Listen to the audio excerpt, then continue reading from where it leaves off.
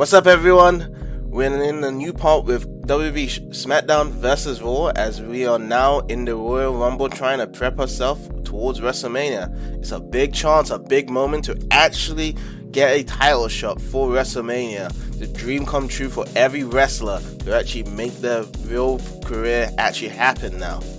So, without further ado, let's actually get started.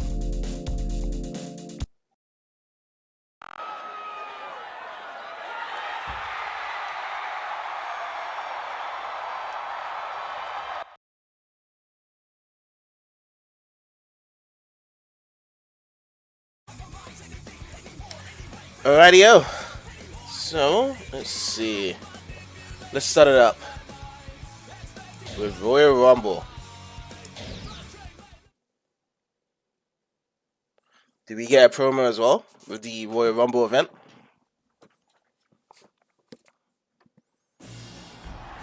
Yes, we do. They've done a really good job with these promos, whereby every time we start off, it's always good to show the match card. So, to actually get excited for a pay-per-view, I always remembered all these little promos and stuff that would always come on TV, so you could actually see which was the most important match cards and titles for these matches as well. That's pretty much the good thing around it. So, I think one of the best match cards I remember at the time was the Undertaker versus Kane one, 2004 WrestleMania, whereby it shows all the events what happened all the way back from Survivor Series and how Undertaker was not going to forgive Kane for burying him alive, and he was going to rise up again at WrestleMania. So that was really cool. Also, hello Jason, how's it going? And look at the crowd excitement. Also, one thing we can kind of discuss is pop-offs in the business. When I say pop-offs, is when the amount of crowd is cheering, exciting and stuff, and basically you don't really see this pop-off nowadays, that a lot of the fans will be like cheering on for their favorite wrestlers and stuff. The best pop-offs I remember was back in the Attitude days of Stone Cold, and I have a reason for that, and it's not the reason what a lot of people think. People usually would say that pops, or the biggest pops, are usually just because that the excitement was so crazy back then. No it isn't. The reason why the pops was so damn crazy and so damn exciting was just because of what people had back in the late 90s compared to what people had in the early 2000s and upwards. I feel as though people got so distracted right now in the backstages and stuff with their little mobile phones or with their little Doritos or chips and stuff, and they have so much distractions around them, and they don't actually focus on what's going on generally. So in the late 90s you had nothing. I remember whenever I went to events or anything, or whenever I just hanged out with friends in the late 90s, we had nothing, dude. We had nothing. The only thing we had was just looking at the person right in front of our face. And it shows those reactions and stuff that you're more focused and more compared to willing to listen and stuff around it. The moment when mobile phones and everything came around and stuff, that is when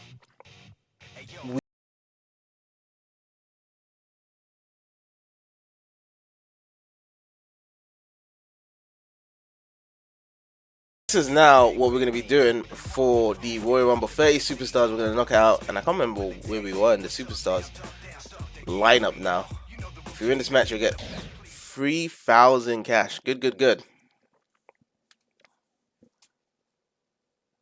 But yeah, too much distractions, dude. Too much distractions nowadays. And you just watch any music or event or anything. The pop-ups right now with anything is so damn bad, dude. People are like, yeah, like they get so monotone voices because they're just looking at the phone all the time.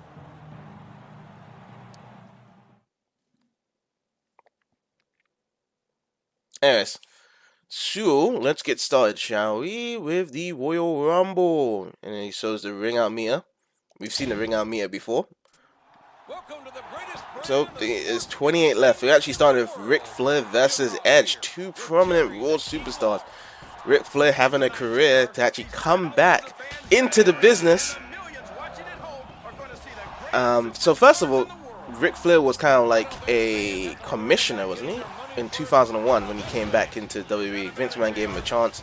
He was kind of a face at the point, and then a few years later, Triple H bring him in into Evolution. So that was interesting, actually, of how much focus there was with certain wrestlers. And then who else came in? There was Randy Orton. There was Batista with Evolution. But now we can see a cluster of wrestlers. One I can finally point out is Rob Van Dam. Rob Van Dam is a high-flying action that actually had some real talent in the locker room at the time. The guy is amazing. He always pulled up a show. The guy with his 5-star frog splash, amazing special move. I think him and Eddie Guerrero had the same special move, right? Or I might be wrong on that. But yeah, there was quite a lot of talent in the ring and stuff, whereby Ruthless Aggression had the same impact, or should I say, almost the same impact as Attitude Era. I mean, I can't really decide on which one is better for me, really. I watched more Ruthless Aggression Era because that was the time whereby I can kind of think about what is processed in my head.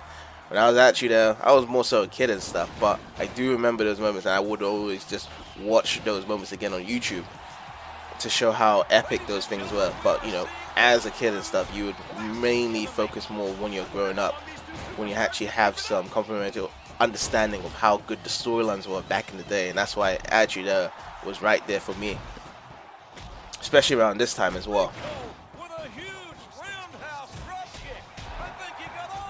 But yeah, we do have a first ever wrestler knocked out as well.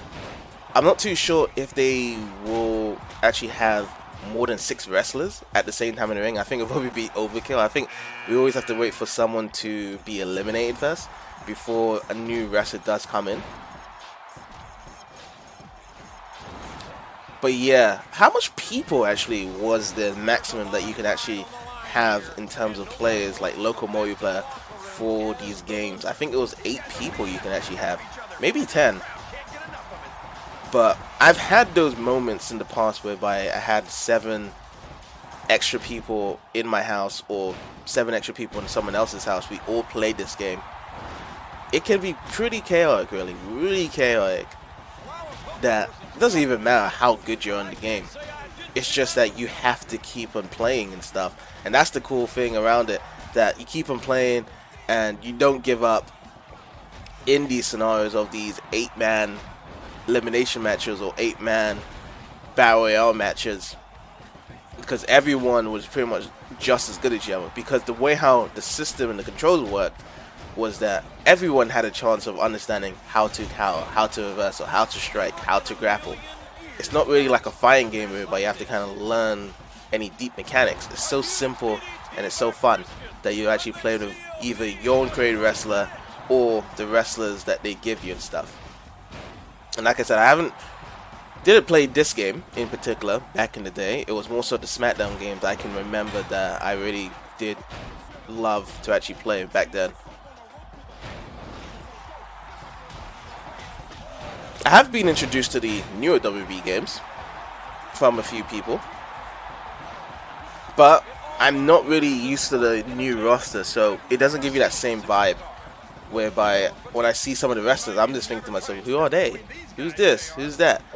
I'm not disrespecting the WWE industry and say like, oh, it's pretty bad now, which I can pretty much as well, now that we're talking about, is talk about what does people think about WWE in general. Like, when did people start to really think that WWE was fake?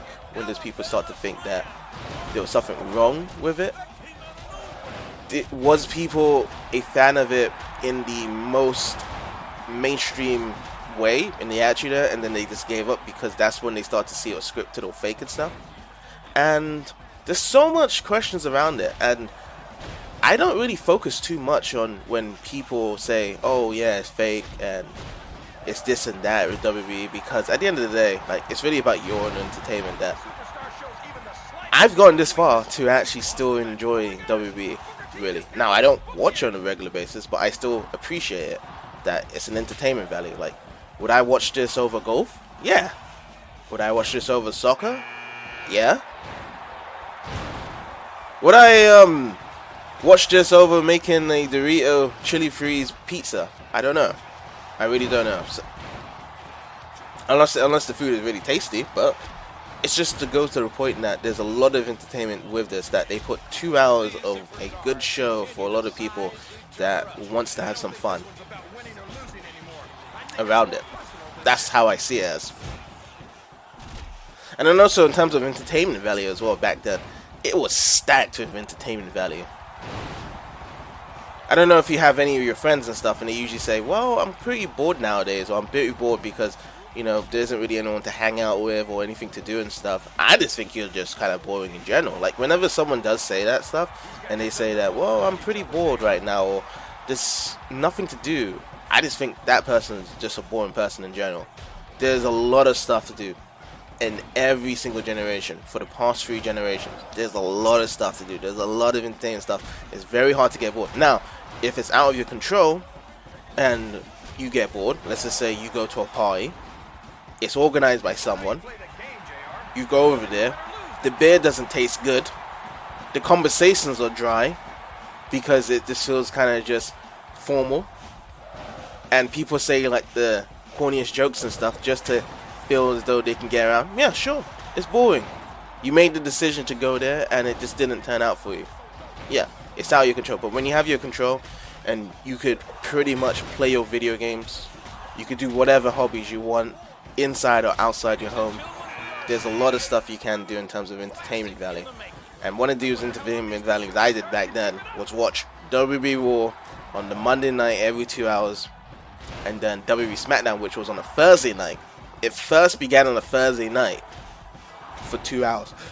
Well, over here, it wasn't live at the time. Raw was live, but SmackDown, that was not live at all. We had to watch it Saturday morning. That was the program time to watch it. Now, on the websites you can finally get the results and stuff, but I was not going to look at the results for any spoilers at all. Not at all, not at all. Just watch SmackDown on the Saturday night. Oh yeah, by the way, we're getting there. 18 left as well. 18 left in the Royal Rumble. We're so far away, dude. But I like the impact of the realism, though, that we can just watch these guys just tear each other apart, and then we come in. Oh, knocked 1 out, knocked 1, 2 out, knocked 3 out. I've loved set pieces like that, whereby someone big or someone prominent in wrestling comes into the Royal Rumble and starts knocking everyone out. But without a doubt, my favorite Royal Rumble moment is Maven knocking out Undertaker.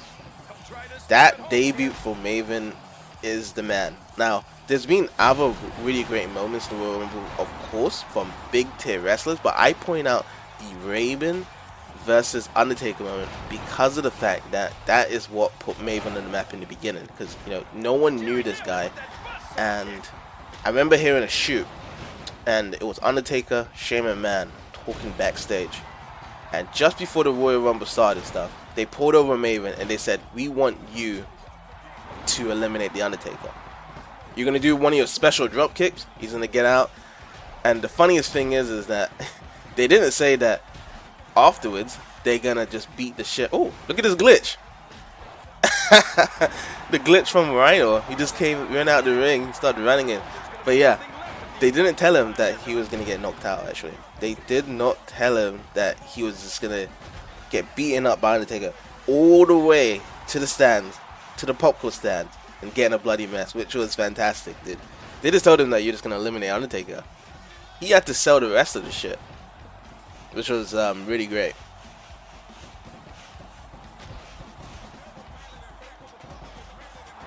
Alright, so 17 left as well. And we're just waiting for one more guy to come in as well.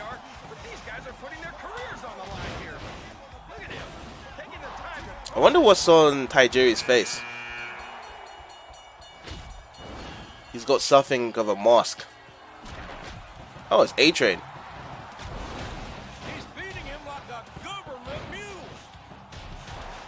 I'm really starting to see the glitches coming in now from this Royal Rumble.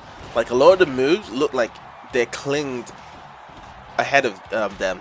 So you see a lot of these moves, and look at this, like they're going through the ropes. They're going through the ropes. And when they're getting pushed out and stuff, like their arms and stuff are going in.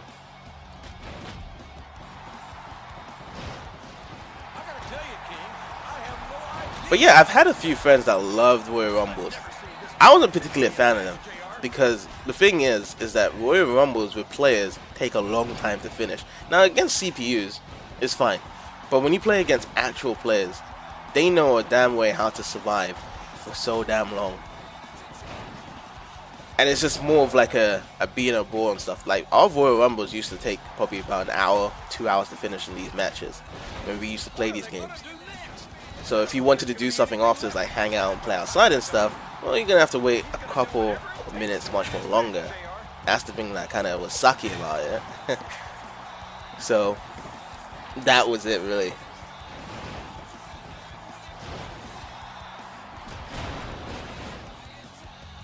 I can't really tell who actually did the finisher there. I really can't tell who did the finisher.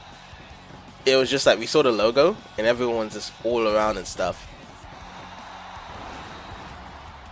I do see Scotty 2 Hotty. Was Scotty 2 Hotty something of a 2000? Actually, he was there.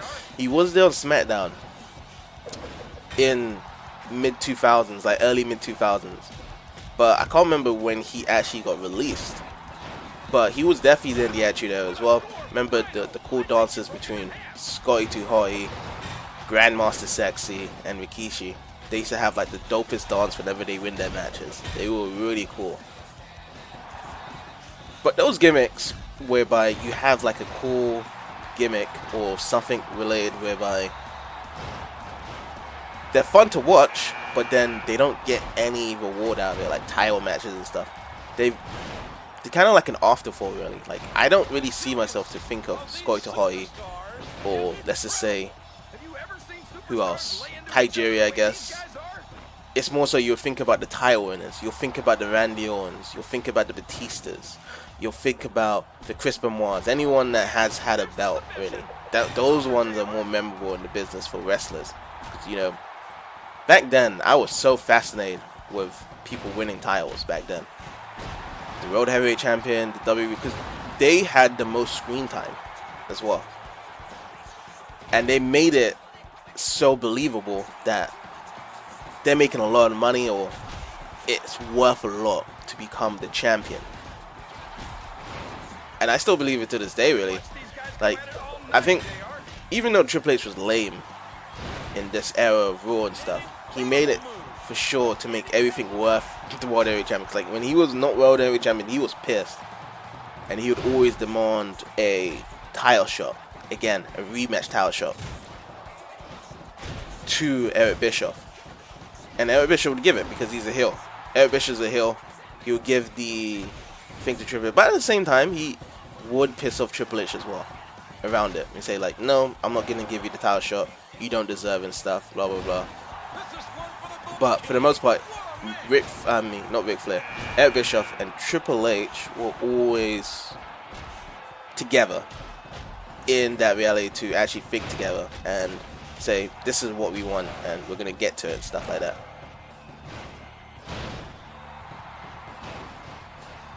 And now we are down to 14 left. We should be in the bracket of 10 people left, really. There is always a thing whereby you can actually skip it, but I think in this one we wasn't able to skip it, right? No, we was able to skip. But it's best to play this, because if we do skip any of our matches, it's guaranteed to lose. Like, these games are meant to be played, not meant to be skipped. Like as if you're a manager. Which, by the way, when was the first wrestling game that you was able to be a manager in the season mode? So, I think in the WWE games, like, what was it, like 2007 or 2008 and above, you can actually be a manager, like Vince McMahon or general manager. Yeah, that's the correct word term. General manager. You can be like the Eric Bischoff or Teddy Long for Raw and SmackDown, and you can pretty much decide your matches. You got a budget. You gotta have to make it interesting, really. You gotta have to bring in the revenue, which was pretty fun actually. It was pretty fun to do. I think in 2007 I did. And the WB games kept getting better and better and better with it. So I think even the newer WB games, I think when I saw what's that guy's name? There's a YouTube channel and they do wrestling content and also video games related content, and he was mass promoting the WWE game, and it was really fun to watch as well. But more particularly, I'm more interested in their content whereby they play lots of different video games, because when it comes to content as well, I think it's really fun to see someone play a lot of different variety of video games.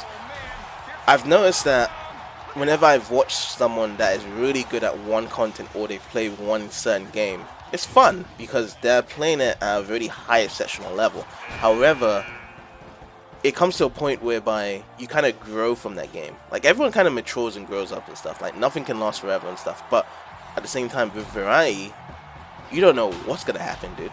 With variety, when people play games with multiple games. And I think that's kind of the reason why I like to do something like this, whereby I create this project to entertain people and create variety around it. And creating variety is really awesome, because I actually am a variety gamer. I've never really been a person whereby I stuck to one game or two games. Maybe I have at a certain point in my period of my time, because, you know, as a kid you would usually play this one or two games, because that's all the fun you would pretty much have for all the time. You can just repeatedly doing the same thing over and over again. But as you grow up and stuff, you want that variety.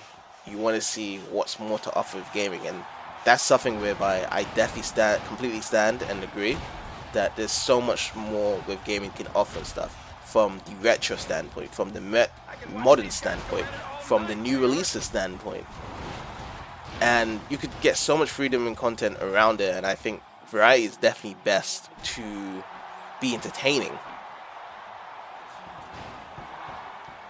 and it's a great factor for that to happen as well. And now we are down to the final 10. So who's coming out now? Oh, it's Triple H. So now we can see this was the last match, whereby Triple H and Chris Benoit, they both was defeated by me as Kane in that triple threat match. So we can see that we are much more further down the line in terms of the rankings and stuff.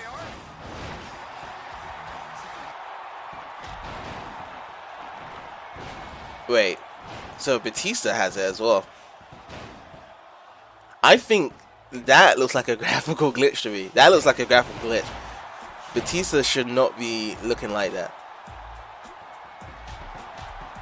Yeah, that definitely looks like some graphical glitch on Batista and stuff, because he does not have some really cool sunglasses like that. Yeah, I can see it right now. Some graphical glitch on Batista. But happened with Tajiri, happened with Batista. So that must be something with an emulation thing. Wait, Charlie Haas has it as well? The back of his head? It looks like Charlie Haas has it as well. Some funky looking sunglasses, dude.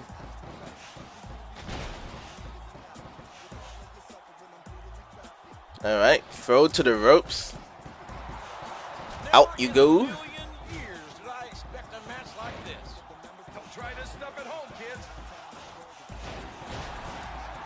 Alright. Throw the ropes, and it seems like Chris Benoit is going to get out. Nope. Are they going to get Rhino out now? Looks like they're going to try to get Rhino out, and Rhino's out. And is BT's going to get out? Nope. Not at all. So, we're going to get a new wrestler coming out as well. In 10 seconds.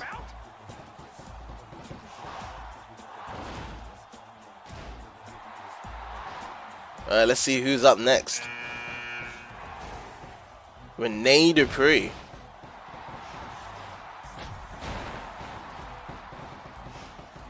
Did La Resistance bring anything to the table in tag teams? Not really, actually. I don't really think they brought anything new that interesting, really. They were just some decent wrestlers that could have gone pushed better in the singles division, but wasn't. But they were, you know, heel tag teams, and they had a moment whereby they won the tag team titles. Other than that, like, their singles career never got pushed afterwards. Unfortunately, it happens, but some tag team partners are just best off playing tag team than actually doing single careers. The resiliency of these superstars is incredible. Have you ever seen superstars lay into And each we other? got 9 people left. Batista is really low to get knocked out here, to be honest. Someone gets Batista, he's out. Batista's dealing with Charlie Haas, and now he's getting thrown. No, he didn't get out of the ring. But if someone does throw Batista out of the ring, he's out. Oh, he has eliminated Bubba. Oh, okay, now he's gonna get out from this. Let's see. Yep, he's not eliminated. Just needed a little mini second to actually get eliminated there. But yeah, also I was thinking of changing the time slot as well for my streaming time. So usually I stream really early in the morning where I live, and it's gonna be really early where you guys live as well. The only person that probably benefits it is probably from the Australian side or East Asia, whereby it'll probably be afternoon or evening time for you where you guys are whenever I'm live streaming on Twitch. However, I'm probably going to do it a bit more later for me, just because maybe I can actually square in some extra time as well. So when I'm playing these games and stuff, usually I do the 1 hour time slot to live stream these games. However, I'm actually thinking of doing it a bit more later because I can actually do a bit more. So then now my variety can actually kick in, because I am planning to do a certain genre that does take a long time to finish, and 1 hour streams can't cut it. 1 hour streams can definitely not cut it. We're gonna have to do a lot more hours with that as well. So it's planned, but it's not coming out anytime soon, and also I have to kind of be ready for it, so I need to have a different time as well. So my time schedule in the morning won't be able to cut it to actually do the longer streams for people. But as always, whenever people can't fit the watch these streams, you can always watch on YouTube, which YouTube right now has pretty much been interesting. Like, I've been getting a lot of positive feedback from the YouTube. A lot of people have been subscribing, a lot of people have been happy to watch the content as well, especially with the last playthrough of Crash Trinsani, which was pretty dope. It was one of my favorite Crash games, and I'm really happy to see that other people enjoy that game as well, because I thought me and probably a few others only like that game, and I've just been hearing so much praise from the original Naughty Dog games. So thank you for all the feedback that I've seen recently around that game, and I hope to make content like that more often. And it's going to be quite difficult as well. Like, you know, variety content is very difficult because it's not really about the variety game. It's about pretty much the content creator. Like, is that person entertaining? Now, some people can say, yes, I am entertaining. And of course, some people can say, no, I'm not entertaining. I'm not their content creator. Like, I'm not their type. It's like when you are attracted to someone of the opposite sex, there are some people that you're attracted to and some people you're not. It's pretty much it. That is kind of the formula, really, how it is. So hopefully the people that like me can stick along, and the people that don't like me, well, there's always variety elsewhere that can actually broaden your horizon around it. I am only one man that can only be entertaining for a few people. That is pretty much what it is, really. And also with the Royal Rumble, I should be coming in soon because I'm ready to get in. I'm definitely ready to get in. Maybe I should have just lost my first match and I could have been actually fighting this whole time, dude, because I'm ready to get in. I want to get in.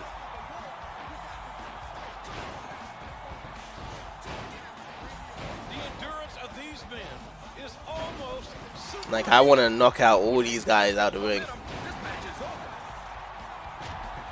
Oh, nice counter though by Charlie Haas. Charlie Haas is still in there, even though, oh, he's gonna get Rey Mysterio out. Now Rey Mysterio is way under. Like, he's not gonna get out. His ring out meter is nearly full.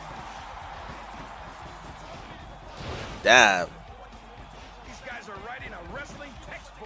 Okay, now Chris Benoit is working on Charlie Haas. Nope. Charlie Haas is out of there. So if anyone gets Rene Dupree, let's see if Triple H knocks him out. Nope. Somebody just needs to throw Rene Dupree to get out. There we go. Rene Dupree is out now. There we go. Rey Mysterio eliminated Rene Dupree. Oh, we see a tag team move with Rey Mysterio and Triple H. Double suplex. Nice by Triple H onto Rey Mysterio. I think I've only seen Rey Mysterio and Triple H fight probably once or twice, and that was in 2008 2009. But you don't really see much of a match card between Triple H and Rey Mysterio, of course, because Triple H at the time was on Raw, and Rey Mysterio was on SmackDown, actually. So it's kind of a rare match card to see between those two guys. And Matt Hardy is safe. Okay, we're going to get one more guy in as well. Who's coming in? Big Show. Oh boy. It's the Big Show. Was Big Show a guy that didn't like his theme song? I think he wanted some other theme song when I saw a shoot from him recently. Like, he didn't like the whole Big Show thing. Big Show had a lot of gimmicks way before Big Show. I can't remember the names of it, but there was a lot of it in the original WWF and also in WCW as well with Big Show.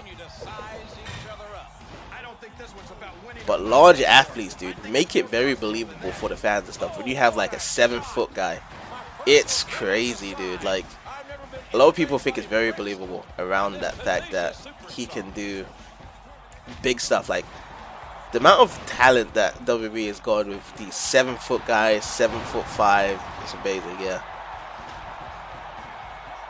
Oh, that's interesting that he has his own Netflix show as well. Oh, the twist of arms on Triple H. Backhand. 2. Alright, Matt Hardy's thrown out. Big Show's thrown out. About 5 people left now.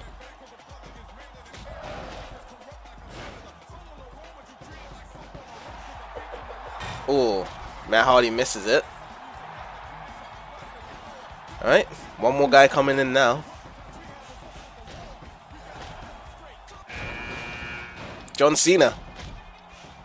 It's John Cena. Which, definitely love John Cena's Thugonomics gimmick. This was my personal favorite John Cena. I think heel John Cena 2003-2004 was definitely the best. Especially when it had these rap battles and all these segments and stuff. Alright, we got John Bradshaw Lakeford, which, by the way, there wasn't really much positive stuff when it came to JBL in the locker rooms as well. So anyone that's seen the shoots and interviews over the years and stuff, a lot of people criticize JBL a lot and said this guy is not a friendly guy to be hanging around with in the locker rooms, unfortunately. Which, you know, it's a shame whereby, you know, certain people in the business try to throw their weight around people, and it's not really a fun or good place. I mean, nowadays in WB it's a lot more better. I feel as though a lot of people are just very more professional, and they just wanna just get in there and have a chance to do something around it. But back then, you know, 90s, 80s, mid 2000s, there was a lot of heat in the locker room with a lot of people and stuff, and people, you know, was good to iron out the closet and stuff and saying, you know, this is what happened, this what happened and stuff. And you know, it's a shame. It's a shame really that we've had that. And you know, it happens in businesses anyway. Like, if you are working a job and stuff, there's always going to be gossips, there's always going to be everything around it that you can't really control. You know, there's always going to be some form of hatred. And that's kind of the biggest part when it comes to working, is to, you know, work with your employees. And hopefully you find something that people are more willing and happy to work around. Alright, now it's Eddie Guerrero. We've got 2 more left. Am I going to be the last one out? Feels like it. Alright, so it might be me now. Let's see. Is it going to be me? Who is it going to be? Undertaker. Alright, so I'm going to be the last one to enter. Ooh, a powerbomb by JBL. Oh, it is a powerbomb by Undertaker. The Lost Ride. I mean, Lost Ride is just basically a powerbomb, but you just lift up the trunks of it for them to get more higher. It's like, oh yeah, this is going to be a really long ride, dude. But my personal favorite for Undertaker is that he has the best tombstones. I mean, Kane developed the tombstone, but it's not as good as Undertaker's one. But here we go. We're coming in now. We're finally in. This one's about winning or losing anymore. I think it's more personal than that. Oh.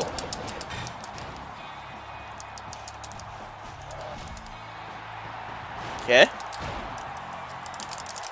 See if we can get this guy out. Yep, we get him out.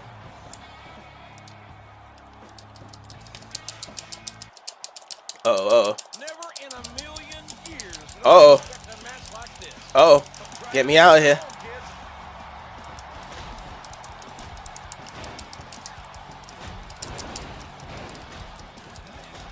Why are these guys like double teaming me, dude?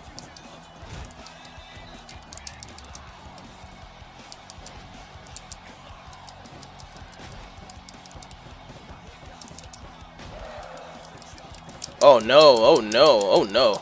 These guys are writing a wrestling textbook in the ring, JR.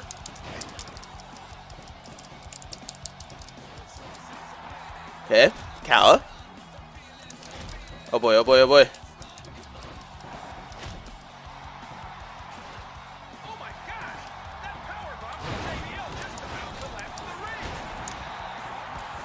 Out you go. Oh, good cower.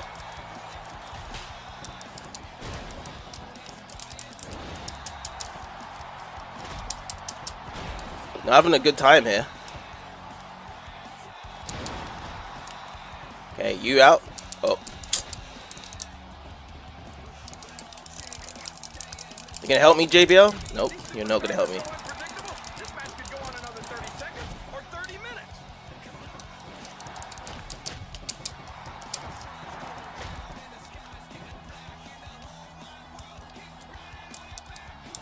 Okay, let's get him out. There we go. Me gets the Undertaker. First of all, choke slam. With a choke slam all the way from hell. Oh, good counter.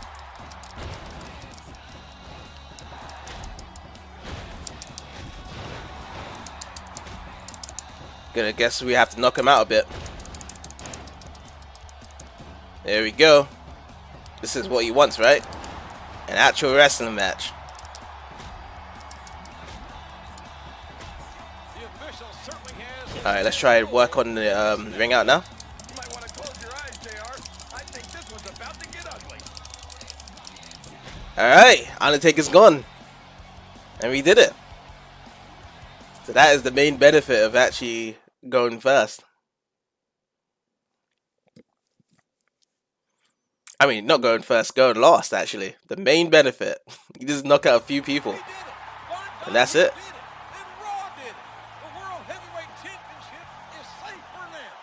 Ooh. Well, that felt quite great. Watching all these men tire themselves out for me to knock them out. Came through right when Raw needed it. I think this might be the best Royal Rumble ever.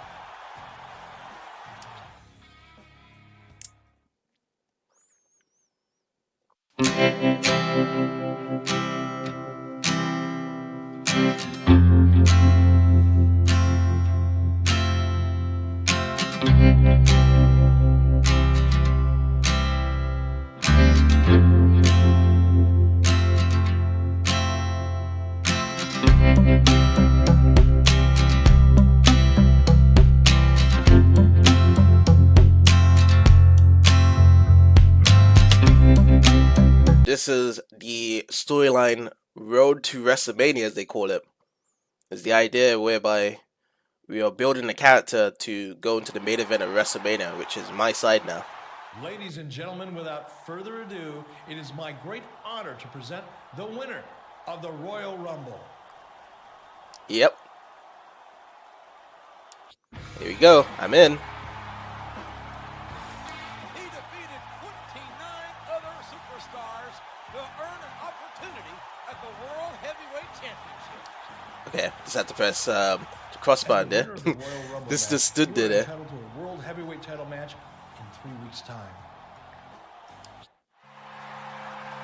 Oh, Randy Orton. There's our World Heavyweight Champion.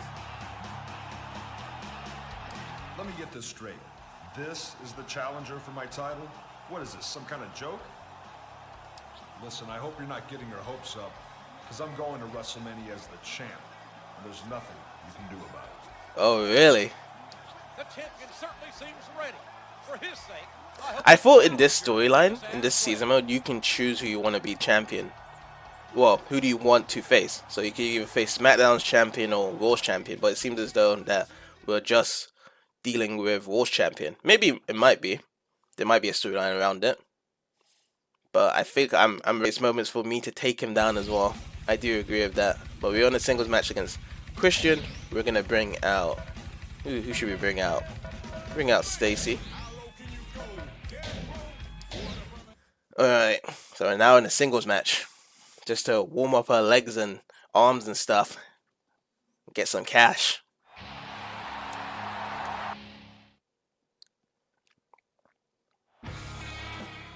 But Christian, Captain Charisma, dude.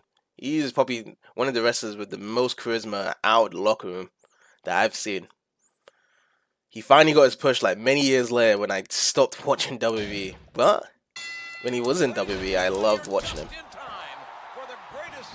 Like, he tried the whole heel gimmick with Edge, but Edge was just much more better as the heel, really. He was way better, dude.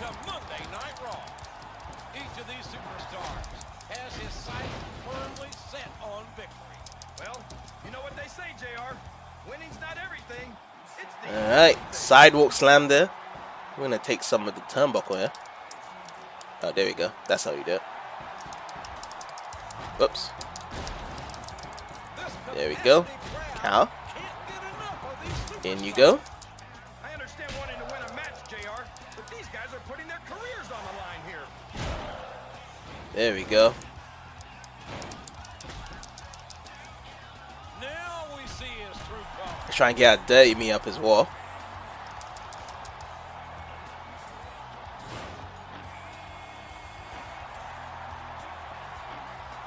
There we go. Bit of choking there.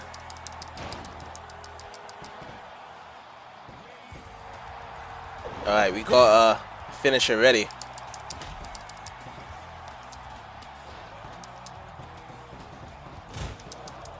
Oh, referee, get out of the way. Don't know why the referee is in the way there. Alright, nice punch.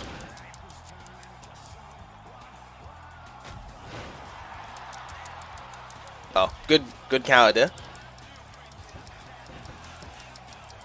Oh, I'm back in the ring. Alright, might as well bring in the choke slam now. You can go for a pin, but I don't think... Oh, he's orange. Let's see. Let's see if we go for a pin here. 1, 2. Yeah, he knocked out.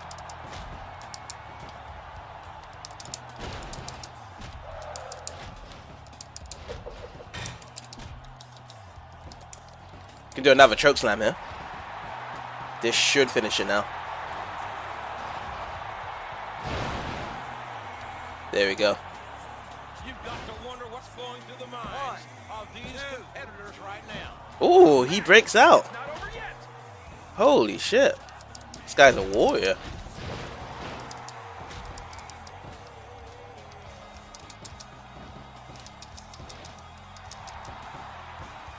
Guess we have to knock him around a bit more. He's red. It's not how you play the game, JR, but whether you win or lose that counts. Rope break. Roll break. Oh, good counter. Oh, I'm out of the ring now.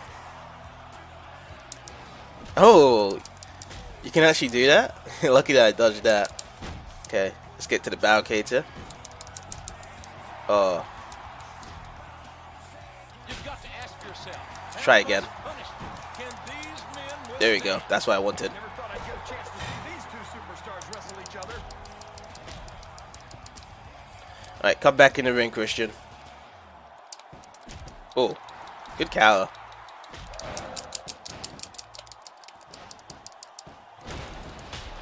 I think this match is the longest match I've been in, but this should be a KO here. Oh, no KO. Wow. But yeah, this is definitely the longest match. It seems as though I'm getting the higher tier card wrestlers that they consider in season mode, which is great.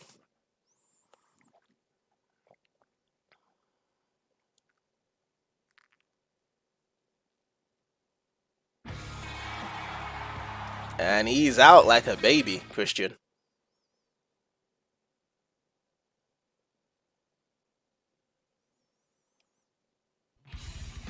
And Shawn Michaels looks like he's knocked out. I need some medical help over here. Oh, it's the coach. What the? There's a man down. Looks like someone took him out, JR. I wonder if this has anything to do with what he said earlier tonight. He's gone. Shawn Michaels. He's gone to the other world.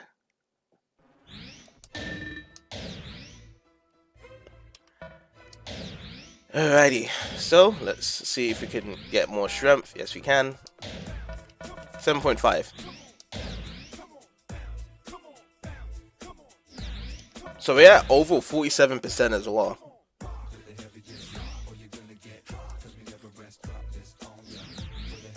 Alright, let's start the event.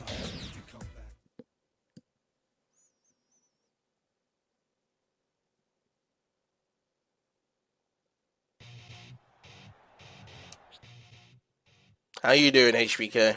I've been better, but I'm feeling a lot better than I was at the end of last week's show. Pretty much. Yeah, it was your pal, the World Heavyweight Champion.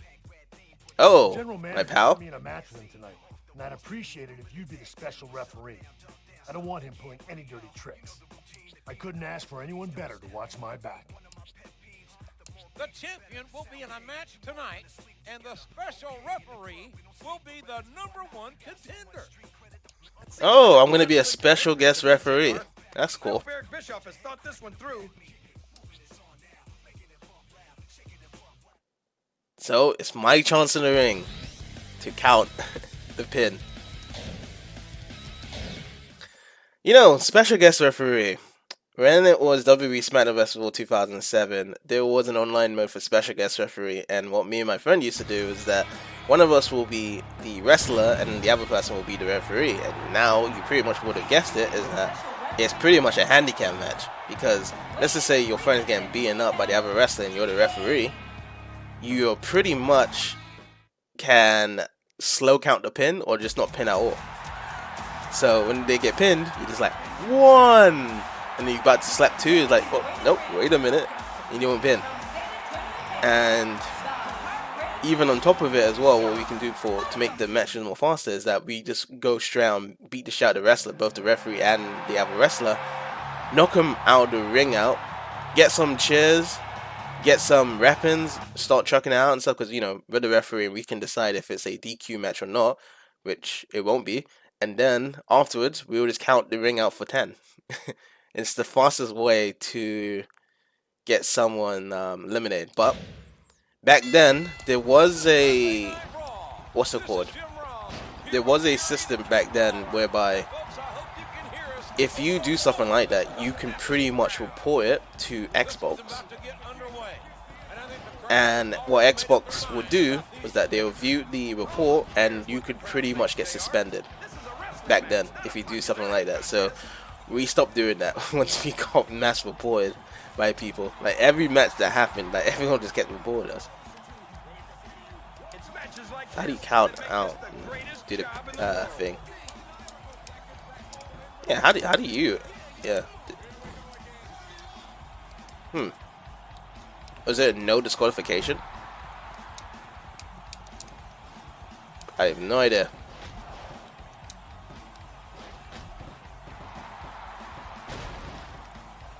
Well, they're beating each other up. I'm just waiting to see if I can pin them. Well, count the pins. That's what I'm really waiting for. Few men in our business have reached the heights that Shawn Michaels has. Rope break. Oh, it's rope break.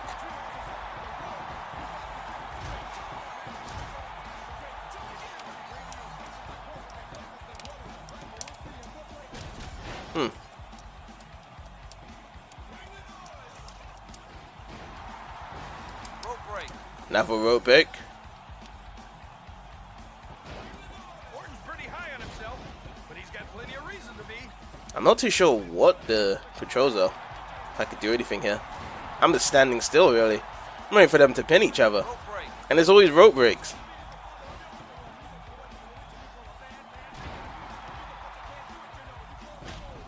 I just want to test out something.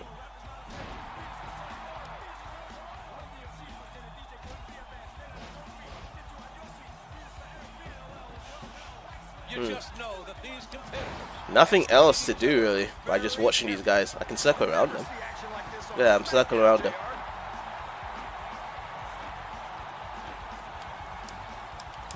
Can I do anything here? No. When he's getting... Nice. By Randy. Drop kick comes out. Pin? Oh. Shawn Michaels gets out anyway. I have no idea how these guys can keep going. I've never seen this kind of intensity in a match, JR. Oh, okay. Some punches to the face. Stomping as well. Good counter by Randy. And a counter by Shawn. Damn, HBK is getting pumped up. These superstars are so unpredictable. This match could go on another 30 seconds or 30 minutes.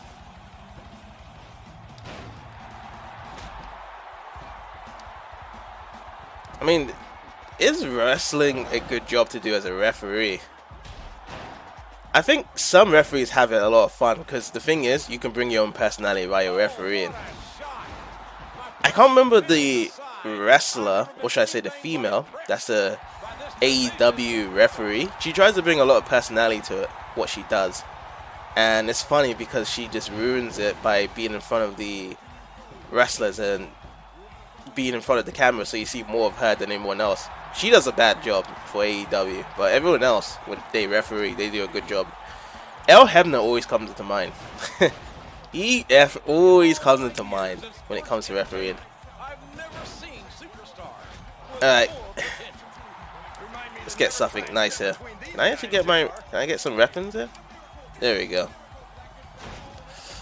Alright. Let's get something going on here. Wait. I just had it here. How come I can't pick it up? Wait. I can't pick up my weapon. He's showing a great deal What of the? confidence by That's taking weird. the time to taunt him. Right, another chair. First of all, Randy, don't like what you said to me here. There we go. But I can't pick up this chair. Guess I have to bring another chair in. It has crashed. The game just crashed. Wow.